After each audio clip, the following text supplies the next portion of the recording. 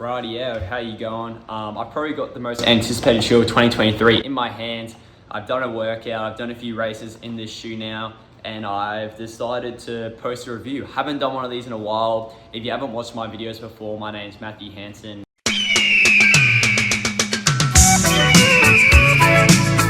I'm a D1 runner at the University of New Orleans. I'm originally from Australia.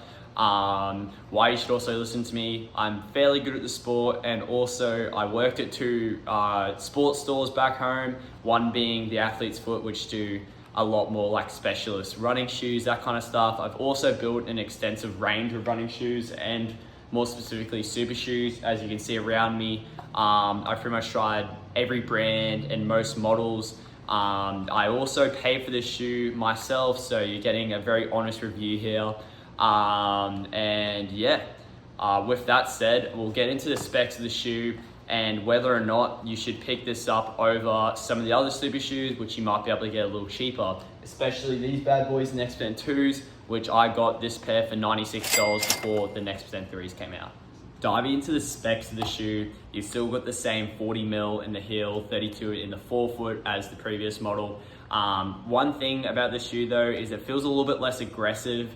I think the foam feels a lot more compliant. For those who have worn the Streakfly, that it kind of feels very similar to that kind of Zoom X. Even though technically it's the same Zoom X, it does feel a little bit softer, and it does feel a little bit less aggressive because of that. I definitely think this is more tending to feel more like an Alphafly compared to the old NextPercent, which for my case isn't the best thing because I'm doing 5K, 10Ks, I'm not doing halves and marathons, but definitely an improvement from the previous model, which got a little bit firmer, that kind of stuff. We've got a new upper as well, which is the Flyknit. Very nice upper, it conforms really nicely around my foot. I don't really like the tongue that much, but apart from that, it's a very good update. It's a bit narrower as well. Those two things, the upper and the slightly narrower surface area to land on, equal the shoe being about 10 grams lighter in my size 11.5 US. So that's definitely a good thing. We've also got a different rubber. So we've got this like kind of waffle design. It's a lot thinner as well. I've worn this for probably about 30 or 40 miles and you can't really see any obvious wear or tear yet. So I guess we'll wait and see for the durability of the shoe. But yeah, with that, we'll get into my experiences with this shoe, which are quite interesting in my opinion. Rightio, my experience in the new NextPercent 3. I've had a slightly different experience in this shoe just because I'm a collegiate athlete. I'm running track and then I'm running cross country. There isn't much road racing in between. When I get home, I'm definitely going to take these bad boys on the roads with me, but for now, I've done a few workouts in them and a really fast pacing job. I guess the first workout I did was a bit more threshold based workout. We did 8 by 3 minutes off 75 second recovery, straight out the box, did a few strides in them. First impression was they felt great, especially at that threshold pace, when I could relax a bit more. And yeah, these shoes felt awesome. They kind of felt a lot softer and I could definitely feel the extra 10 grams off the shoe compared to the NextPercent 2s, which is obviously fantastic. Having a lighter shoe means you have to carry less weight every stride, that kind of stuff, blah, blah, blah, blah. And yeah, overall, I wouldn't have picked a different shoe for the workout. The workout, to be honest, didn't actually go great for me, and I'm not blaming the shoes for that. I was a bit fatigued off a lot of travel in the previous weeks, but overall, I was like, yeah, out of all the shoes I had with me, I wouldn't have picked a different shoe for the workout.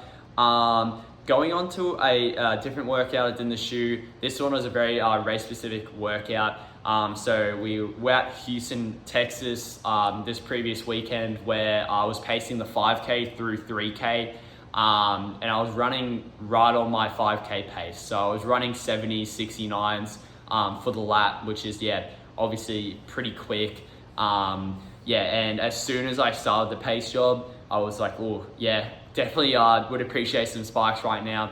Not that they felt clunky or big, but I felt like I, almost took too long to get my stride rotating. I am a bit of a lengthier guy as well, and I almost felt like I needed the lighter shoe, the lighter Dragonflies to, help my cadence keep ticking along. Not taken away from the shoe though. I got it done. I ran 8:42 for the 3K pacing, feeling really good, especially because I was straight into a workout. I had 5 minutes jog straight after that in this bad boy into a 5K progressive tempo where I started at 5:30 for the mile and then worked it down to about 5:05, 5:10 pace for that last kind of mile or so.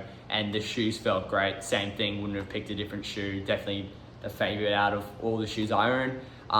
And then I actually went into some slightly quicker reps. So I did a 600, a 400 and a 200, kind of progressing from 3K pace down to, 800 mile pace. And same thing, can't really expect to be running, 64 second 400s in a pair of Next Percents and it feeling as good as Spikes. I don't know what I was really expecting, but the shoe obviously is definitely more for that road racing, half, marathon, 10K as well, which is going to be my use for the shoe. In the NCAA, we haven't got the World Athletics rules surrounding the super shoes, so I'm going to be racing in this at conference in the 10K.